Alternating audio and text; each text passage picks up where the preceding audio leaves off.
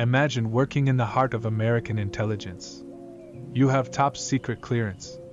You're trusted with classified information, surveillance systems, and national defense data. And then you decide to hand it all over. Not to an enemy, but to an ally. This is the true story of Jonathan Pollard, a man who betrayed the United States by spying for Israel. And for decades, his case would divide governments, fuel conspiracies, and test the limits of one of the strongest alliances in the world. Welcome to Time Travelers Anonymous, where history gets more dangerous the deeper you look.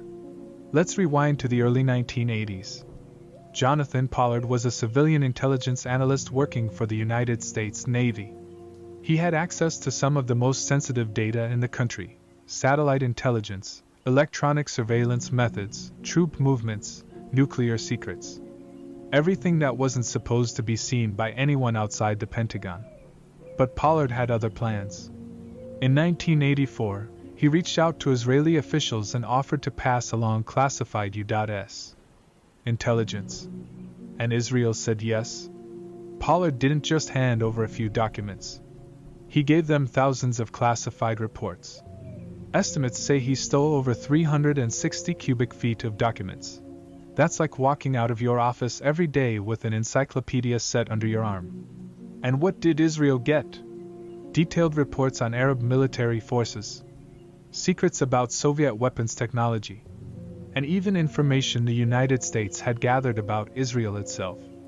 Yes, you heard that right. Israel wanted to know what the United States knew about Israel. And Pollard? He got paid. A monthly salary. Expenses. Luxury trips. Even a diamond ring for his future wife. This wasn't ideology. This was espionage for profit. But it didn't last.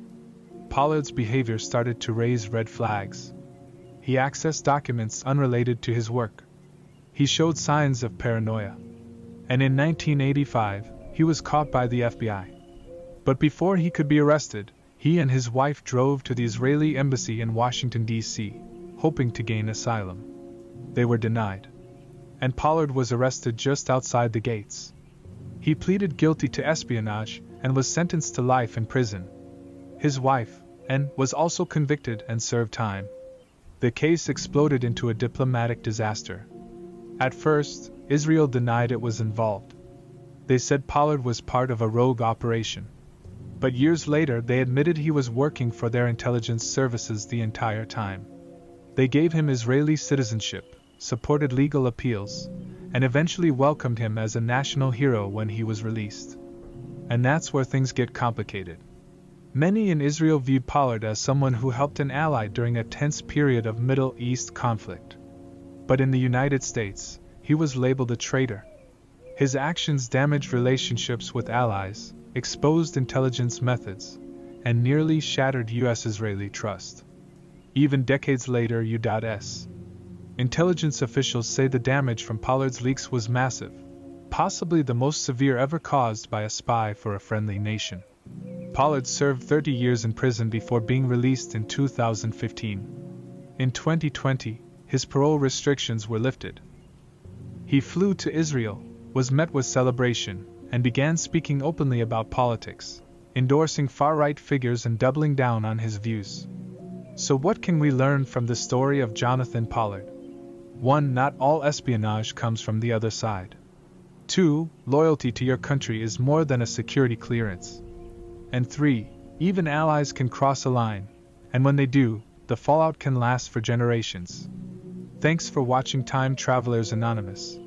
Subscribe for more stories the headlines skipped, because the past is full of secrets that never stopped echoing.